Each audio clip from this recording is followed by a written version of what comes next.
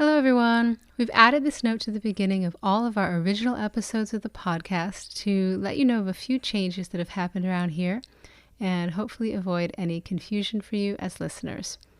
When we began this podcast, it was called Starseed Survival Guide, and most people called me, your host, by my birth name, Erin. Throughout the first 22 episodes, you'll hear me introduce myself as Erin, hear others refer to me as Erin, and hear many references to the name of the show being Starseed Survival Guide. In 2018, more and more folks began calling us Yaya, and in March of 2020, we changed the name of this podcast to Earthside Survival Guide to more accurately reflect our intentions for the show. For a little more of the full story of what these changes mean to us, please check out episode 23, a temple talk where we reflect on where we've been, where we are now, and where we're going. We thank you for your patience during this transition, for listening and sharing this journey with us, and most importantly, for allowing us to continue to grow and evolve. Blessings.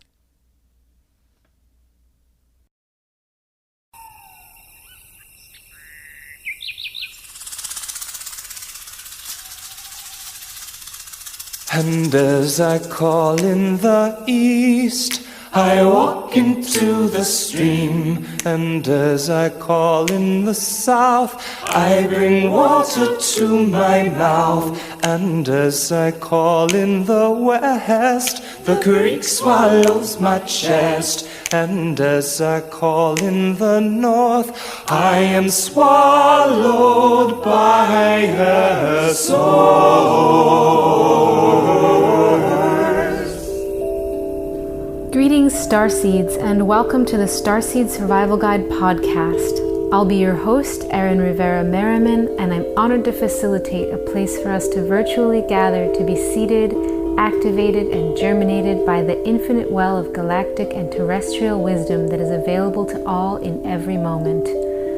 Thank you for hearing the call, for remembering that there is so very much more to life, and showing up to explore the secret, esoteric, mystical, and unorthodox pathways to liberation that are and forever will be open to you and all who seek them with sincerity. We welcome and hail to the guardians and the gatekeepers who dwell eternally in the liminal realms. We humbly beseech your assistance today in opening these portals between the dimensions so that those who have tuned in with this transmission may find themselves able to listen from a deeper place and receive the hybrid medicine and restructuring that the helper spirits who called this broadcast into being so generously provide.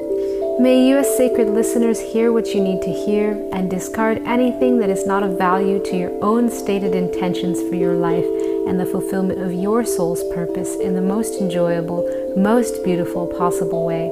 Starseed Survival Guide is a listener-supported program, and we hope that if you find value in the experience we share here today, that you might consider offering support by visiting us online at www.activeculturefamily.com and making a purchase or donation. Many blessings to you on your journey, and we hope you enjoy the show. Hello everyone, it's me, Erin, and I'm here today with Eve Bradford, culture maker, oracle, and author of one of my favorite books of poetry, Instructions to a Young Magician from Herself. As a longtime student of shaman and author Martín Prechtel, she's often called upon to offer counsel and guidance to individuals, couples, and groups, and to create and facilitate ceremonies of all kinds, from weddings to rites of passage to memorials. At the heart of the matter is Eve's innately ecstatic nature, her great love for the web of life, and her hopeful diligence applied to creating a myriad of experiences, coaxing others to fall equally in love with the world. Welcome, Eve. I'm so happy to be speaking with you today. Oh, thanks, Erin. I'm happy to be speaking with you too. So I'm always trying to impress upon people just how much your work over the past decade has influenced so much of what we take for granted about alternative culture today, such as the concept of bringing meaningful content into large parties and festivals.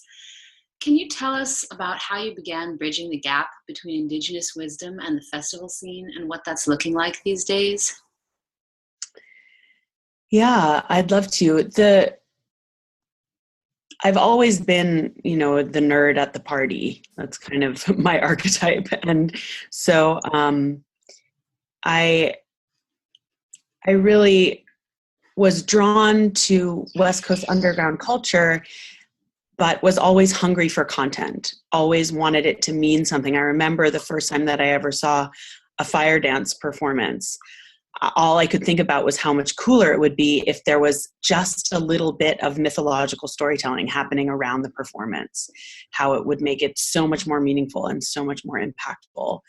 And so pretty early on, I started thinking about how to bring content into this kind of celebratory environment, because I think I've always been kind of innately ecstatic and innately drawn to kind of bacchanalian revelry, but at the same time, I always wanted it to be in service to something, always wanted it to be for something, not just kind of hedonistic. And so I was always trying to kind of bring those together. And so initially, when I started producing events in the Bay Area, it was not so much coming from a place of indigenous earth-based wisdom, because I hadn't really embarked upon that aspect of my studies yet. This was like 12, 15 years ago. And it was really coming from more of a kind of grounded in the education that which is kind of art-based culture making, intellectual ideas, mythology, storytelling, sustainability, permaculture, all of those things were present. I had been an activist, and then right around that time, a few years after I started producing events and kind of creating these events that were synergies of art making and dance floor and theater and performance and workshops and talks, I started studying with Martín Prechtel, and it was then that I really started to understand more about where my own kind of innate longing for this integrated, spiritual, ecstatic kind of community experience was coming from, and that it's actually rooted in these older ways of being and these more kind of intact cultural ways. And so as I started studying with him, which was now 9 years ago, his teachings began to integrate more into what I did. As I began to understand, it really gave me more of a context for understanding what I had always been trying to do.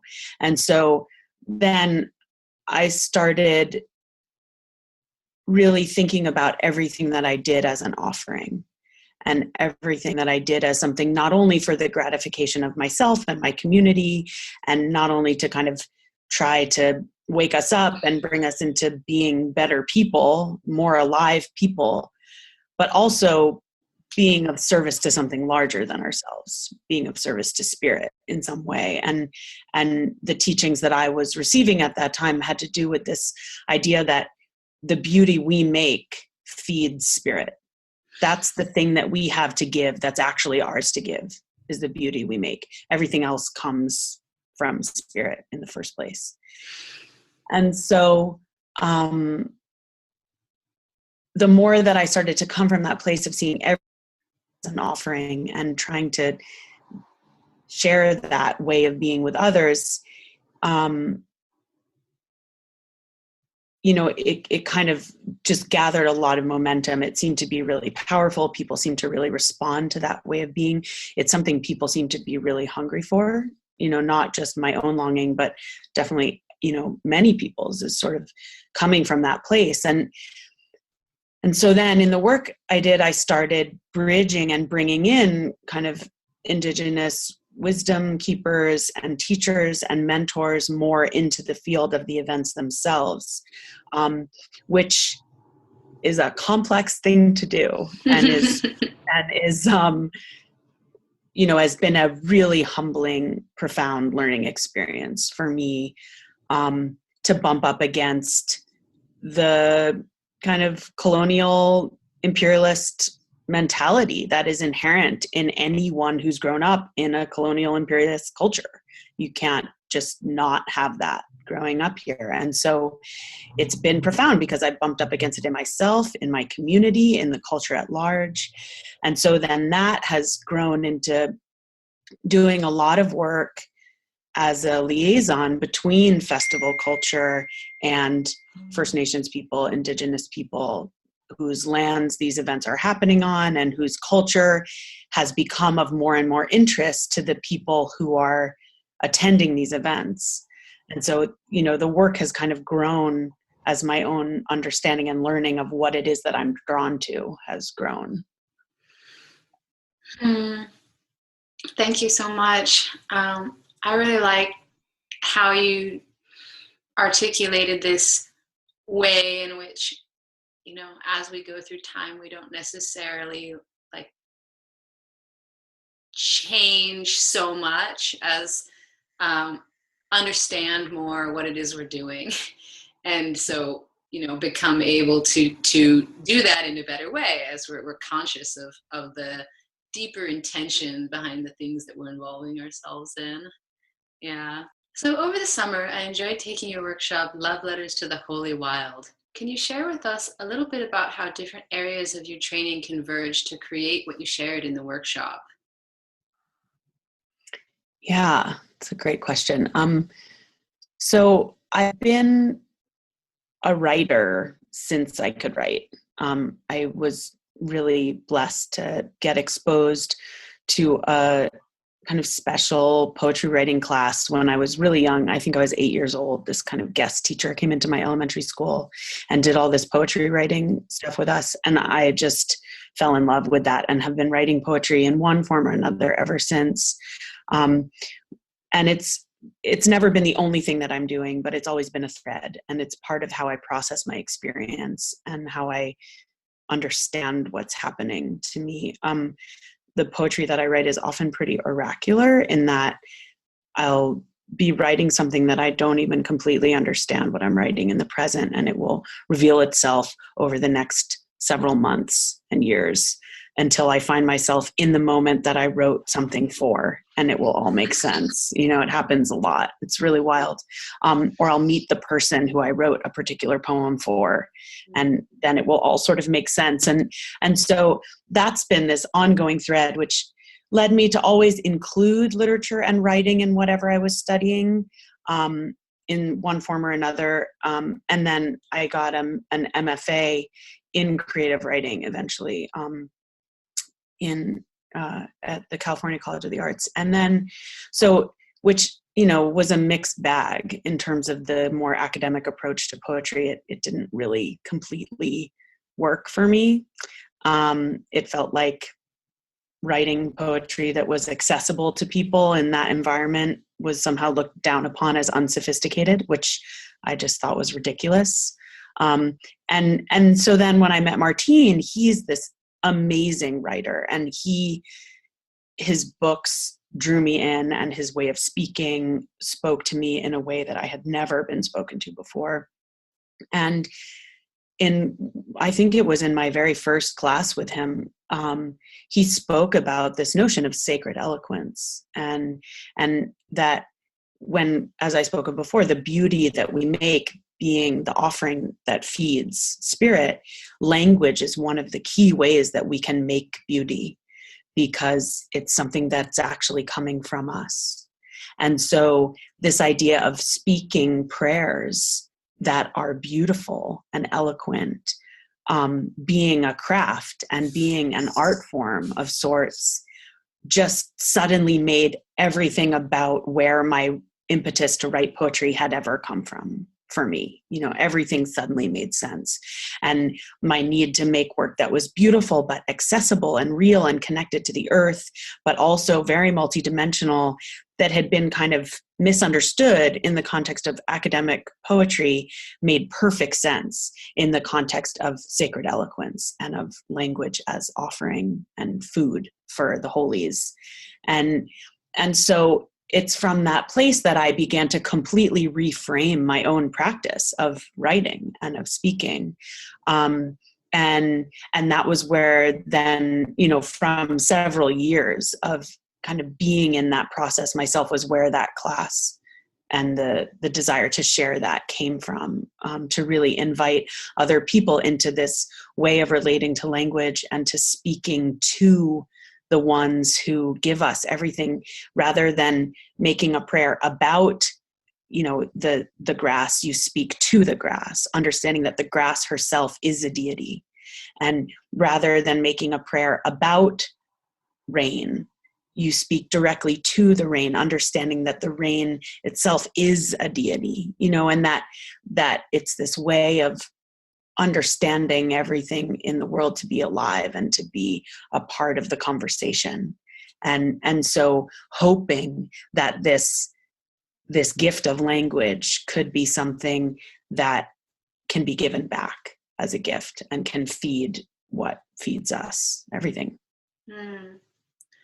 Beautiful.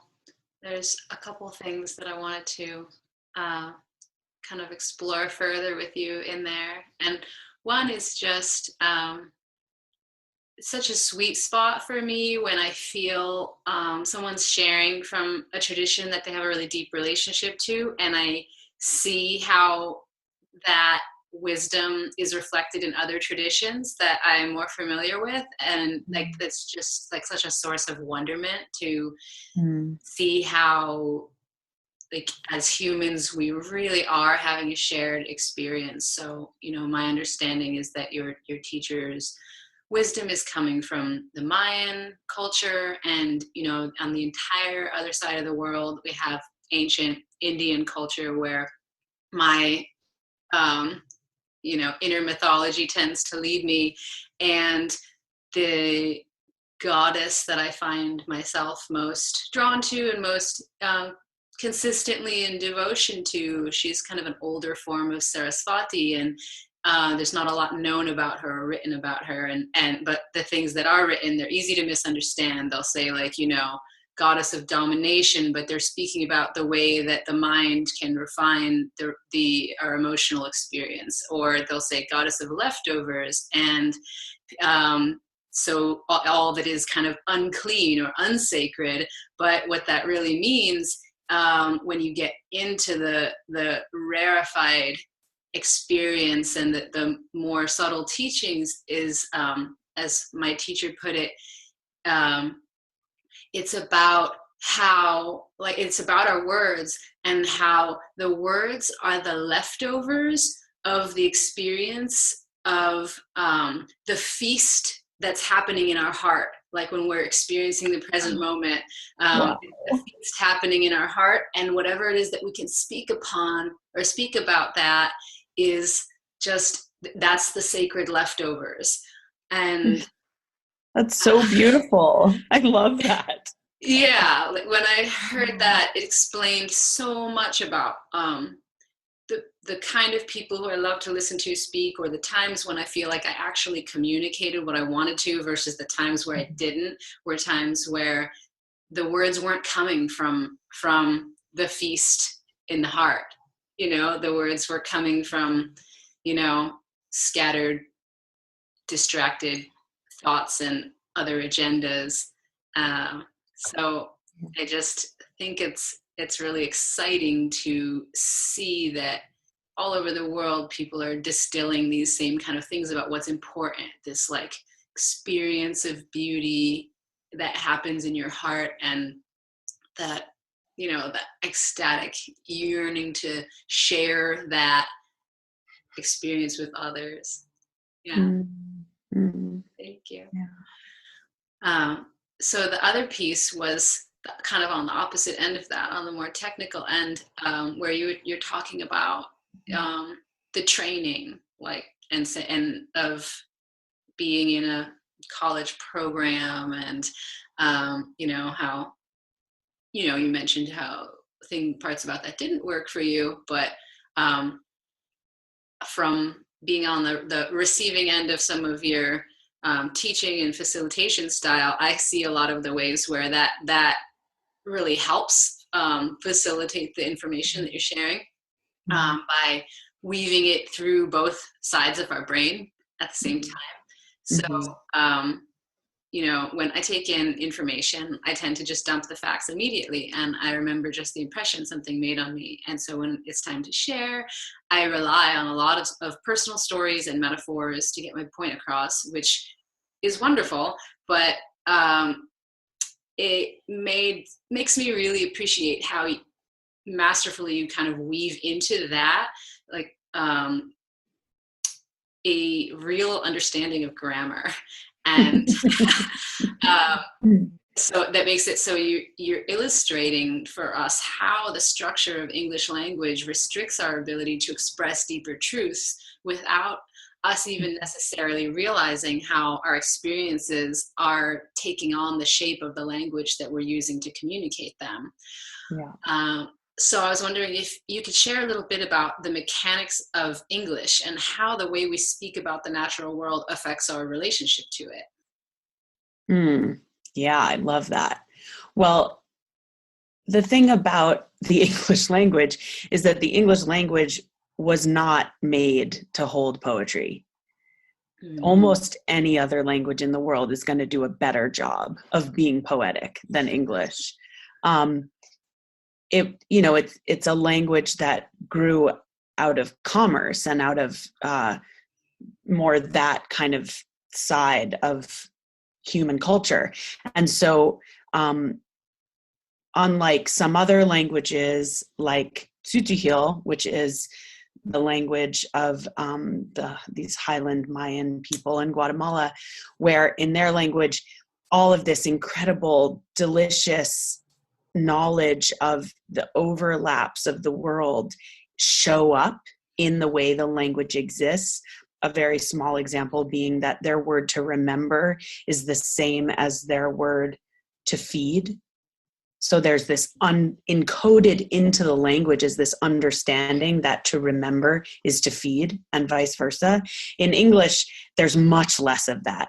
So your metaphors and your ways of putting things together, it's not being helped along by the language.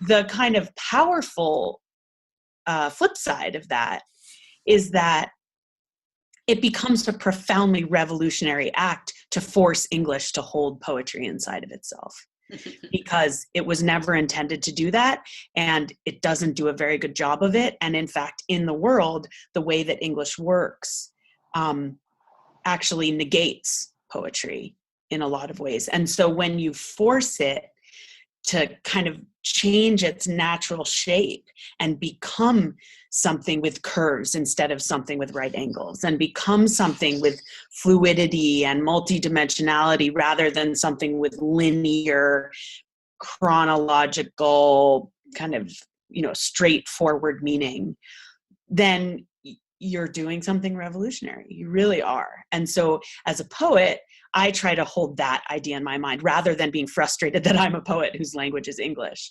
and just kind of really come to it in that way. So one of the things, again, that Martín talks about a lot in terms of language is the difference between languages that have the verb to be and languages that don't, which tend to divide pretty evenly between Indo-European and non-Indo-European languages. So that's, English is an Indo-European language. Most of the kind of, if you think about imperial versus non-imperial language, that's a relatively easy way to think about it, though it's not quite that cut and dried.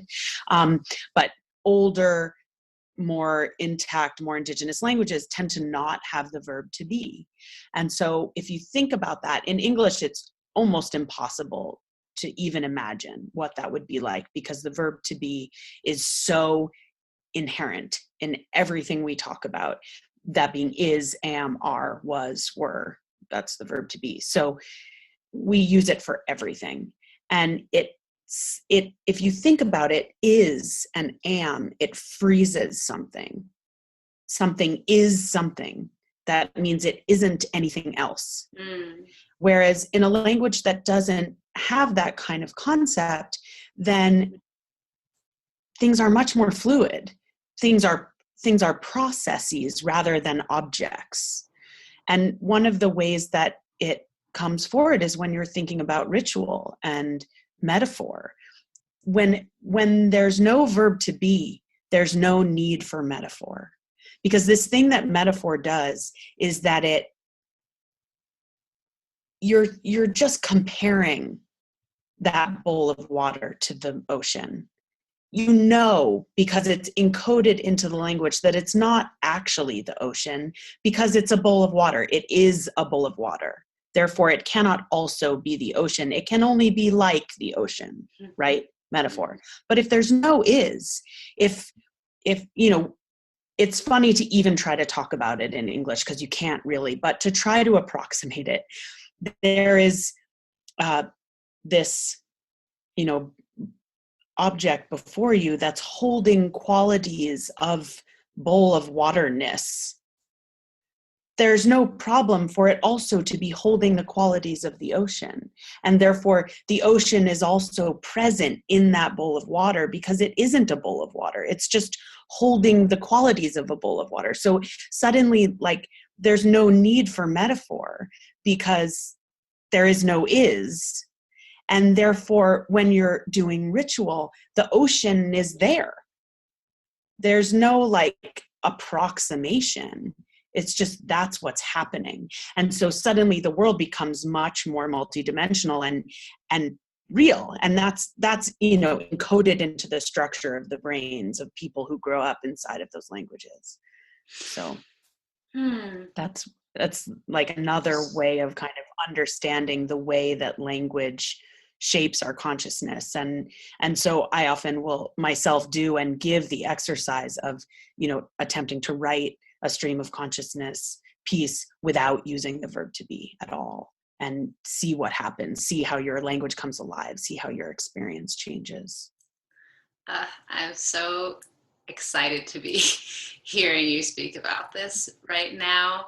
I think it's definitely one of the reasons that I really wanted to have you on the show, the show being Starseed Survival Guide, and we're only in our first few episodes, so we're still articulating, what does that even mean? Why is it called that? And that everything you're just sharing, to me, it's kind of why I'm sitting here being in this role, wanting to offer these kind of understandings, because I feel that the planet is just crawling with these really ancient multidimensional souls, and in various degrees of consciousness, that's who they are, and that a lot of these beings feel really restricted and oppressed and confined in the third dimension, and so at a loss for who is the oppressor, what is it that is oppressing me, and that it's things like the language, it's subtle things. It might not be a person or a boss or a parent, but that it's when your spirit and your body understands how coded with meaning everything is, and then you're having an experience that says it's just language, or it's just a word, it doesn't matter. There's just a dissonance there. So I think to have you helping to restore the understanding of why the words that we choose matter, it's so perfect, and you did such a good job at that. And then the other piece that I got excited about when you were talking was how I'll often say, when people ask what to expect during one of the oracle readings that I do, that it's different every time, but then I give a list of a handful of things that could happen to just help people decide whether or not it's something might be a good thing for them. And one of the things I say is that there's often training in fourth and fifth dimensional communication comes through in the form of the way the words come out, and then a little bit of a lesson about how multidimensional the words truly are, and how alive they are. And so I think there's an opportunity here. Yeah, I'm feeling there's an opportunity to give a little fourth, fifth dimensional training for all the word wizards listening, in coming out of what you just said, where you're saying in this Mayan way of speaking, the language itself facilitates you understanding that it's a bowl of water, but it's also the ocean, and how that how you kind of just touched on lightly, like how that becomes especially important in ritual, because ritual is a time where the explicit intention is to go into a more symbolic space. So having an understanding of all the associations and properties and qualities held, how they all overlap between the objects that you're placing in the space or the words that you're saying, is what I think makes a better facilitator, someone who's really tracking all of those different associations. And so what I would say from my experience is, like, when I'm doing a reading, oftentimes I'll be trying to explain something that's fairly abstract. And so I'll start off by saying something like, it's as if you were a real estate agent and it was your job to make sure you locked the door at the end of your each time you showed a house. That's the way that they would like for you to move through time, that you need to mark each moment in time as if you're closing the door and making sure it's finished in beauty. And then as I'm saying the words, it's as if, I always feel this kind of like squirming of the spirits, you know, that they're like, we know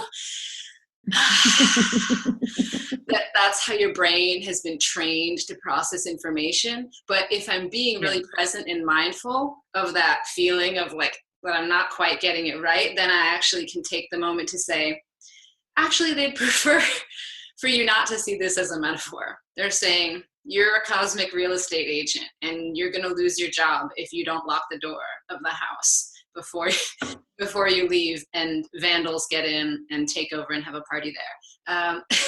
So just this week, I had that experience in the reading and was contemplating afterward to myself, like, I think the message for me and the practice for me is going to be to start removing the it's as if from my habitual way of speaking. And so I love that you're kind of coming in right now to confirm the value of that when it comes to wanting to really live my multidimensional potential all the time, not just in moments of ceremony. And I would even take it one step further to not only remove the it's as if, but then instead of saying you are a cosmic real estate agent, you say, you know, which gets hard. Again, forcing English without the verb to be is tricky, but it does this amazing thing to your brain to try to do it. Where, for example, you could say, you hold within you the archetype of the cosmic real estate agent. And then suddenly it's like, oh, that's true. Because if you say you are, it's like your brain is like, but I'm not, you know, but it's like the idea that that is part of what is going on inside of your multidimensional vessel being. That's like, cool. Okay. Sure. You know, like I could, that's real. And then again, you sort of like can get the brain to not think of what you're saying as just a metaphor, but as actually part of what's true. This is so good. I'm such a nerd for both like the subtleties of communication, but also that it's a training, you know, that you do, like any magical tool.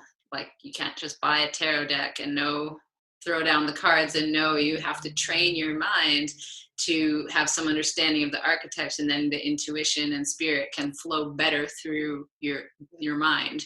So thank you so much for just riffing a little bit there, because I think that if anybody were to really just decide to take that on as an experiment, that they could get a lot out of it. And that's exciting to me.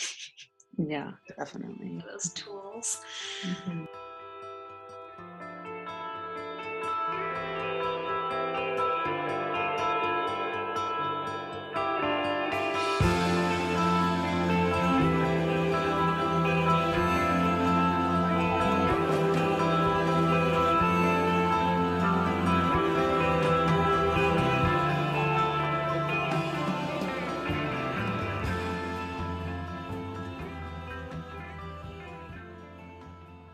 So growing up, I wrote a lot of poetry, and then, I got into punk and goth and post-punk scenes and kind of absorbed the attitude of like poetry is stupid.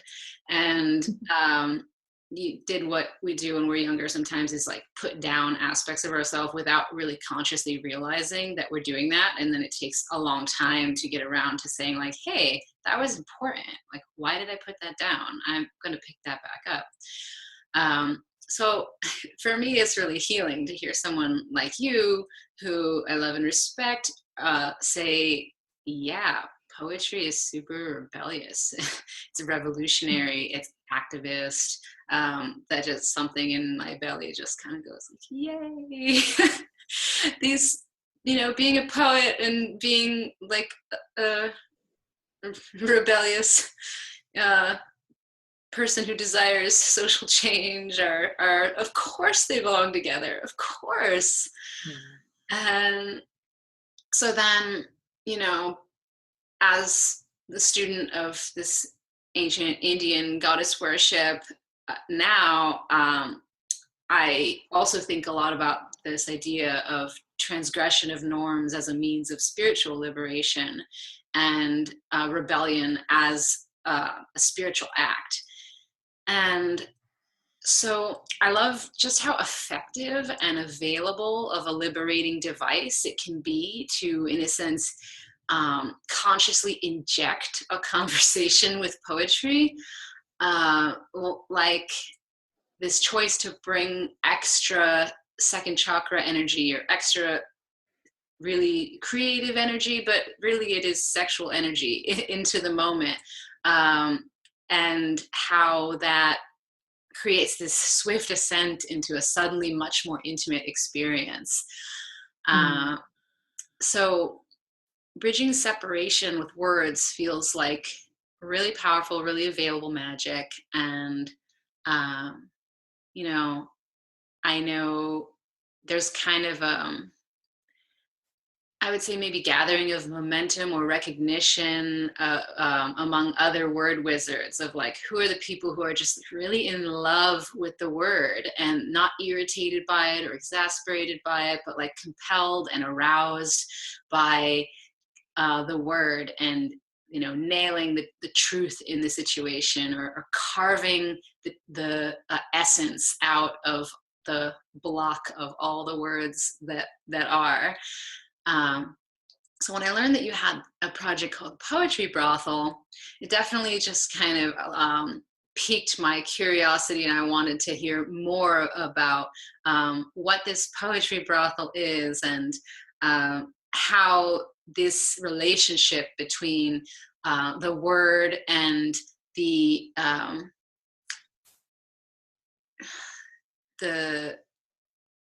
role of purveyor of sexual energy occurs in you.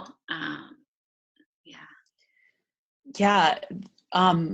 We used to play this game when I was in high school of who would you be if you were born in another time and another place. Not who would you like to be, but who would you actually have been. And the unanimous, clear, obvious answer to that question for all of my friends when it came to me was a madam during the Italian Renaissance. So there's something in that archetype I've been carrying for a long time, of this sort of unabashedly sensual way of relating to people and the world. That's also that just is celebratory to everyone and everything, right? Because that it's like sexuality is creative energy. And so the Poetry Brothel, which was actually started by my friends Nicholas Adamski and Stephanie Berger in New York, and then I was invited to be a part of it, is this amazing kind of bringing together of the worlds of poetic endeavor and language and craft, like real craft, with the kind of tawdry body, unabashed sexual liberation of these kind of fin de siècle brothels that existed in primarily in Paris and in Europe. And so it comes together, and there's the poetry whores who are, on deck and holding space, and you walk in and it's just this completely transformed environment where you feel like you're in a brothel. And the poets and who are the whores are presented by the madam, and anyone who wants to can, buy a whore, and we'll take you in the back room and give you a private poetry reading.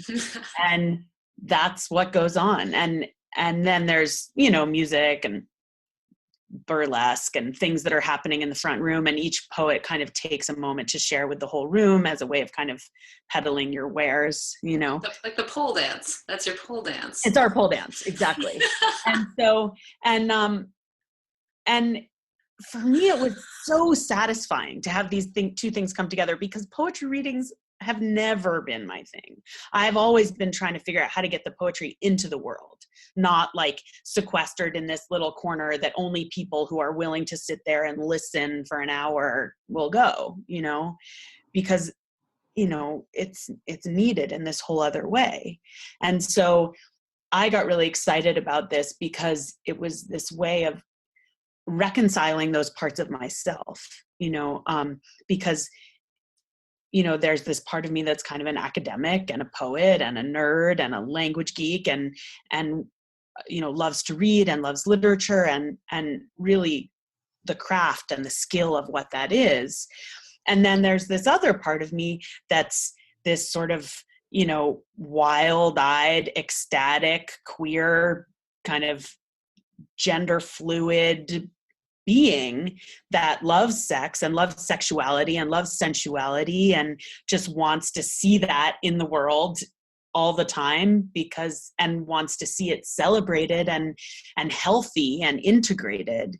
And so to have those two parts of me be able to come together was just amazing and profound. And I've had really amazing experiences, because you're in this environment where you're taking a stranger into the back room, and there's this acknowledged understanding that what's happening is an intimate, bordering on sexual exchange in the form of poetry. Nothing else goes on. There's no actual touching or, save for like leaning in a little bit closer. But that energy is there, and it's allowed to be there, and it's understood that it's there.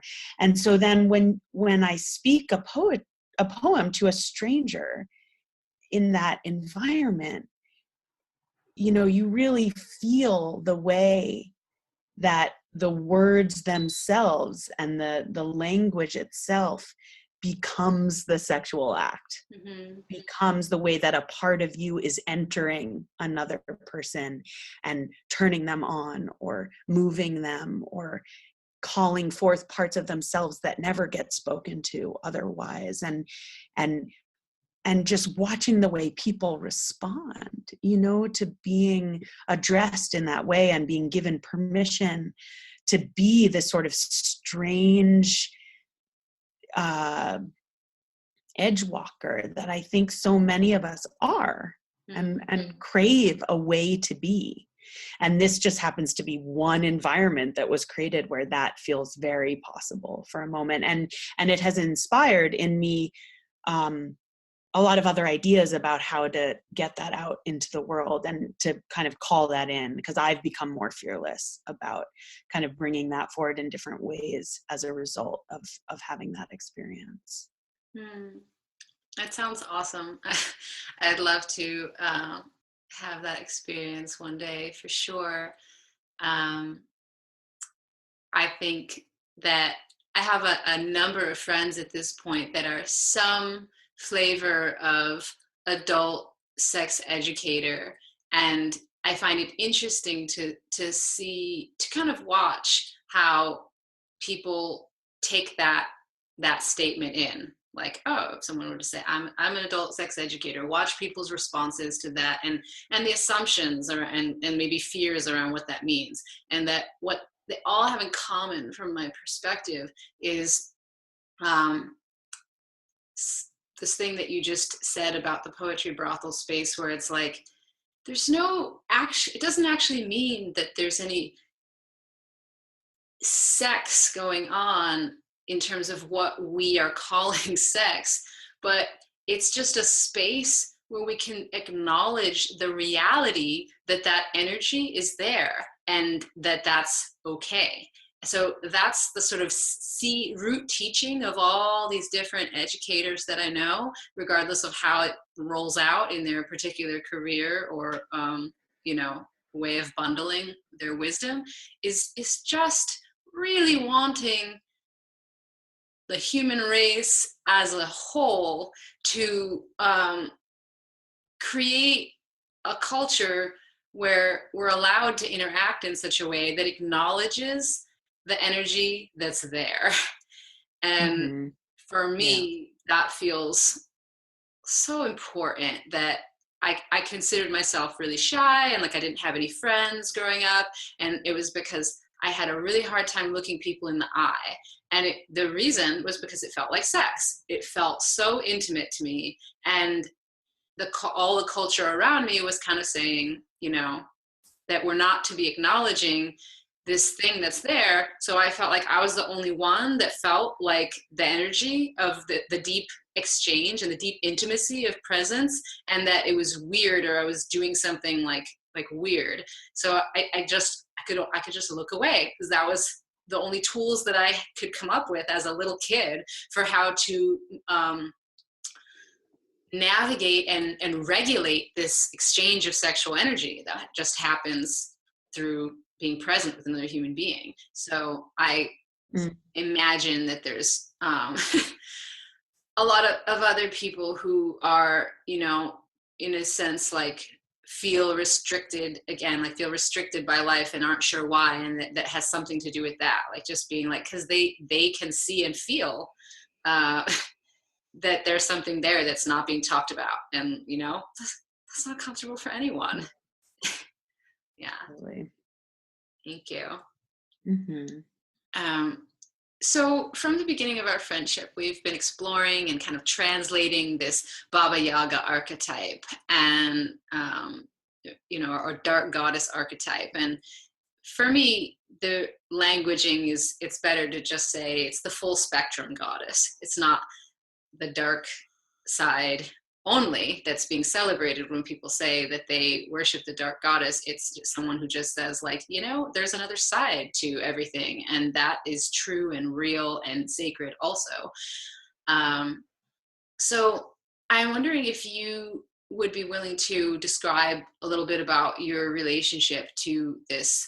Some people don't like to say archetypes about goddesses, but I don't feel that archetype is separate than living conscious field of energy. Yeah, but yeah, if you'd be willing to describe your relationship to this this being, this energy, this goddess, this archetype, and help us understand a little bit more about, you know, who she is, why she's important. Yeah. Well, I'll give you the condensed version of a very big story, which is that, about 3 years ago, for the first time, I had been engaged in a study, again, as part of the result of my studying with Martín, in exploring my own ancestry and the foods and music and stories, fairy tales, folk tales of the cultures that I'm connected to through my bloodlines. And it was after having been involved in that work for quite some time that this being, this Baba Yaga character, started showing up and actually coming to me and giving me insight, giving me directive, giving me orders, kind of. And she's within, you know, the world of that she comes from. She's kind of the witch. She's the witch of Slavic folklore. So all of Eastern Europe, Russia, that whole zone. And she lives in the enchanted forest in a hut with chicken feet, and she rides the mortar and pestle that grinds the bones of the dead. And there's many, many, many stories about her, and they aren't all the same as any proper folklore will have you, you know, there's different versions of her. And she came to me, and she'd given me a lot of different information and wisdom and guidance about different things. But the first thing that she really came to me seemingly wanting to express and wanting me to understand and to in turn communicate to others is the way that her story has been changed over time against her will. I have come into a relationship of understanding stories, real stories, old stories, stories of power, as I tend to refer to them in my mind. Stories that weren't just written by a human being, but that came through the mythology of a culture, that they are living sentient beings, and they live in the imaginal is kind of the way that I think of it, which is sort of this other dimension. And humans are their pathway into the world where we live, where they can be fed. And the way that they're fed is by being well told. And so I feel like she recognized me because I had been reestablishing the pathway to the imaginal of my own ancestry through eating the foods and listening to the music and reading the stories.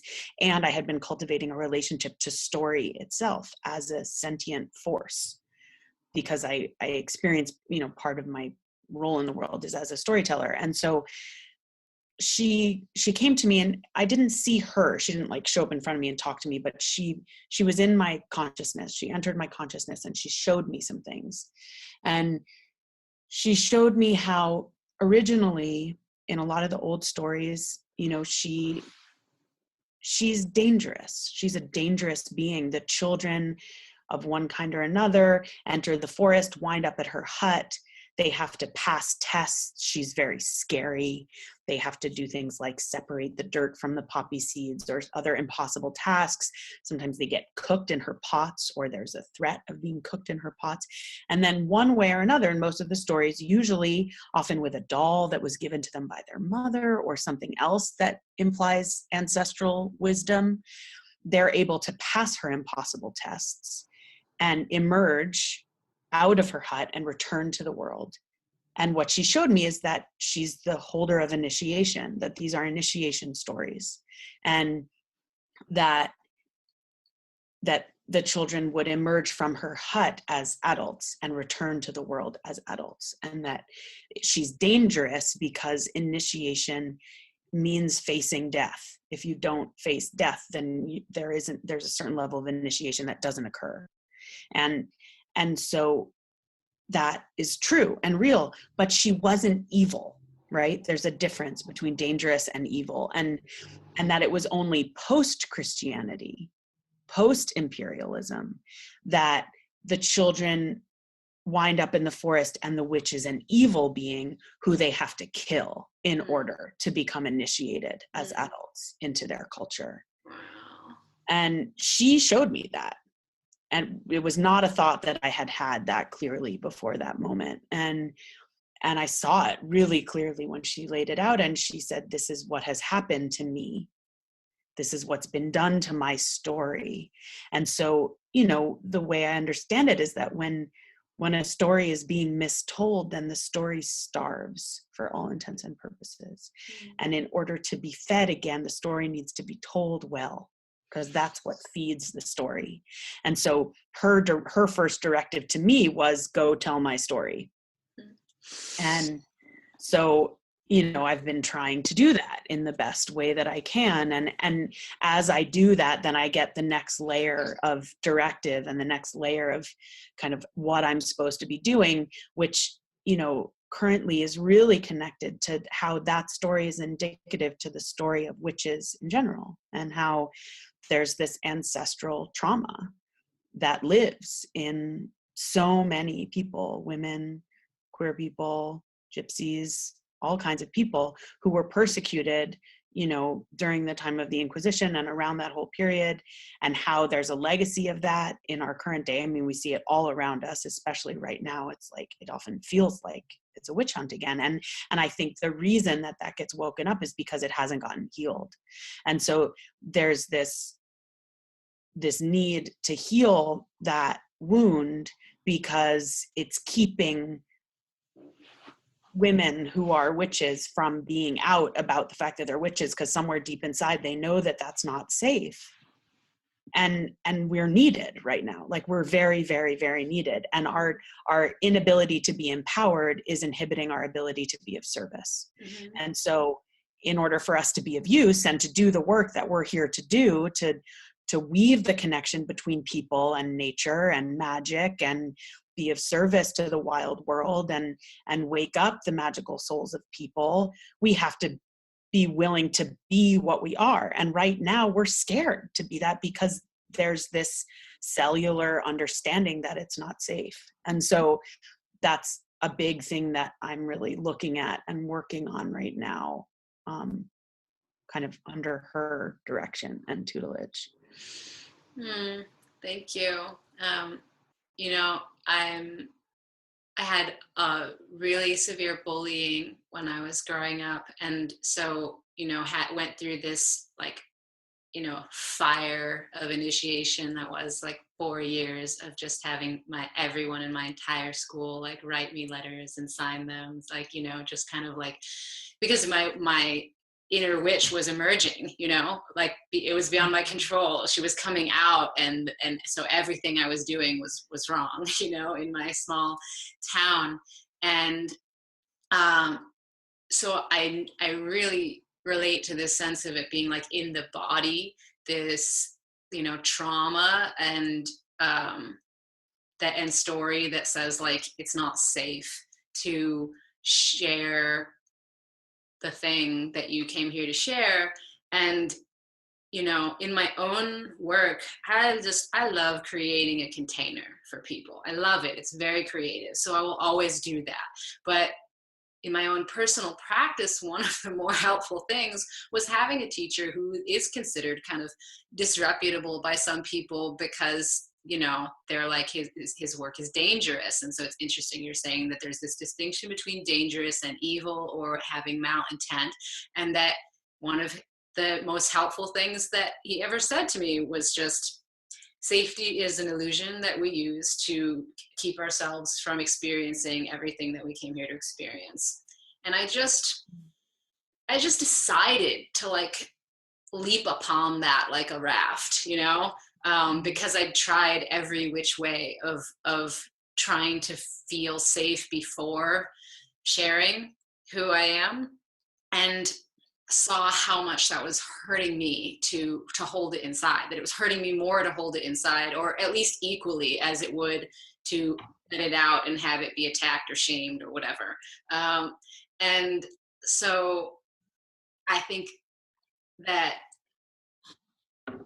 you're right, that it's such an important issue of our times, that the people who really are the wisdom keepers, like, need to just, like, start being the wisdom keepers now, because it's just, there's so much going on that needs attention and magic and healing and help. But from my perspective, it's like I am excited about the idea of, like, working that wound from both angles, meaning, like, from the angle of, like, since we all know how bad it feels to be unsafe and not feel free to share, we can all respect and create the circumstances that do feel safe for the next generation, and also inviting, like, and also you don't need to feel safe to do your gift. You don't. So, you know, you can go either way with that. And yeah. Thank you. Mm-hmm. Thank you. So, you know, hearing you talk about like the longing to tell the story in the best possible way, or to tell a truer version of some of these ancient teaching stories and beings, I definitely, you know, want to hear you do that, and wondering if you'd be open to reading some of your poetry on the show. I would love to. Yeah. Yay. Thank you. So, you know, in translating a lot of our previous conversations have been around this piece of translating the Baba Yaga archetype, if you will, into other traditions and say, oh, okay, like this is Freya in the Norse mythology, and this is Kali, and anywhere you had, this is Isis, this is anywhere that, in my opinion, you have a goddess who's like nurturing and benevolent, and also a goddess of things like death and abortion and the liminal realms. You know, anytime you see like their mother goddess, their main goddess, who encompasses the full spectrum of feminine potential. And so I was thinking about as an invitation to you is that one of the ways that Kali is described as a devourer of time, or as an experience of all time, no time, time outside of time. And so when I think about this podcast, it has a little bit of that liminal space associated with it, in the sense that we don't know when people will be listening. So there may be people listening to this next week or next month, and maybe in 30 years. We don't know the ultimate place where this, you know, fourth dimensional sacred space will float off to, and who will climb inside of it. So the invitation is, if you're willing, is to treat this like a fourth dimensional sacred space, and consider that all of our listeners are stretched out into the future, are all present with us. So time's collapsed and they're all present with us in this circle, or in this room. And my desire is to feel you work the room, if you will, as your poetry brothel, pole dance, and with the intention of your sharing being a kind of healing and teaching to awaken within us our intrinsic value of our own full spectrum nature, and awaken within the culture the remembering of the value of the entire potential of the divine feminine energy, and as a prayer that our true depth and complexity and valuing of things we don't fully understand, like the mystery and divinity of existence, may blossom within the hearts of humanity at this time. May it be so. Thank you. Yeah, thank you for that invitation. Yeah, it's a great honor and a pleasure to share these words into that space, feeling the feast of beauty and language and words that hopefully will feed all those hungers that need feeding. So this is an open letter to Baba Yaga. I heard you call my name, and so here I come, lost and found again. I come barefoot into the forest, seeking the dark of trees beyond lampposts, seeking the wet density, the pungency, the hollow logs. I come in a blood-stained dress, bramble torn, and smelling of the animal inside me. I am listening for your vulture call, for the sound of cracking bones, of boiling fat. I come hungry and mostly unafraid, though shivers run my spine. I would climb inside your cauldron. I would be your winter soup, your midnight snack, your final meat. I hear you call out from those forgotten places, from the choose your own adventure gone awry, screeching and clawing at the library door. At first, I thought it was our cat gone into heat. At first, I thought it was the wolf come to blow blow, blow my house down. At first, I was sure I heard uneven footsteps just beyond the gate.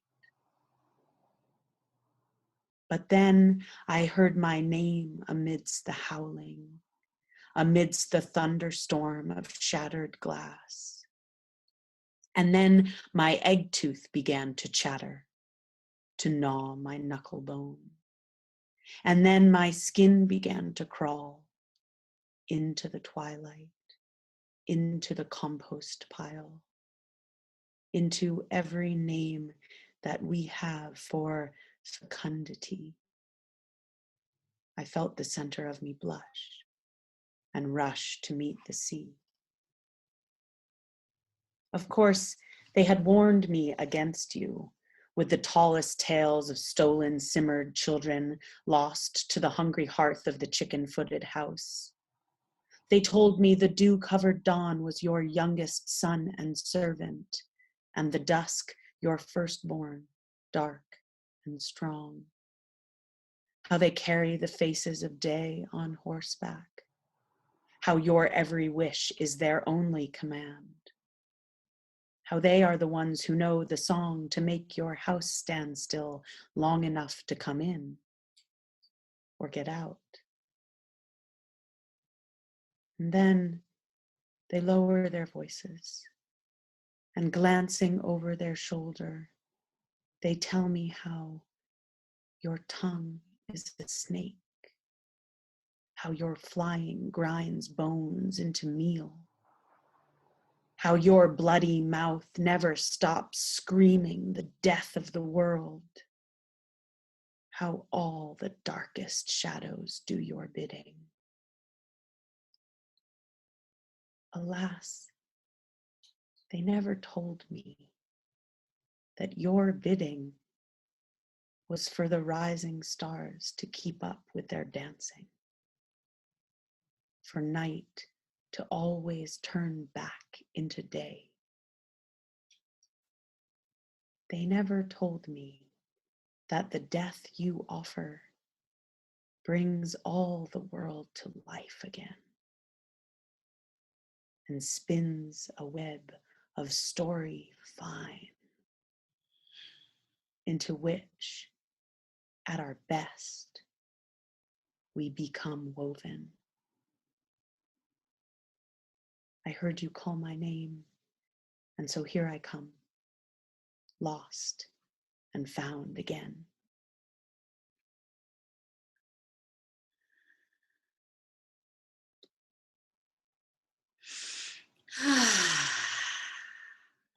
Thank you so much.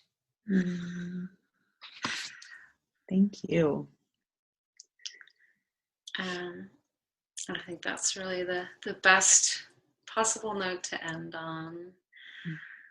And so I really want to thank you for sharing your unique and beautiful flavor of spirit medicine and playing out your role in the community on such a delightfully epic scale. And for those of you listening who are interested in connecting more with Eve, you can learn more about her classes and events and ceremonies by visiting www.ladyapples.com. And thank you to all the benevolent beings in all the realms who've gathered here today to inspire, direct, and oversee the flow of this ritual, conversation, and activation. We dedicate any merits accumulated through this work here today to the benefit of all sentient beings. May all beings be healthy. May all beings be well. May all beings know joy and not suffer. Jai Ma, Amen, Namaste, blessed be. It is finished in beauty. Thank you for taking the time to make space for walking passages through all of your initiation, all your celebrations, showing up with our vibration, showing up with one of us. Beloved, it's been 1,000 years. Love drying tears. We're here. We're here. We're here. We're here. We're here.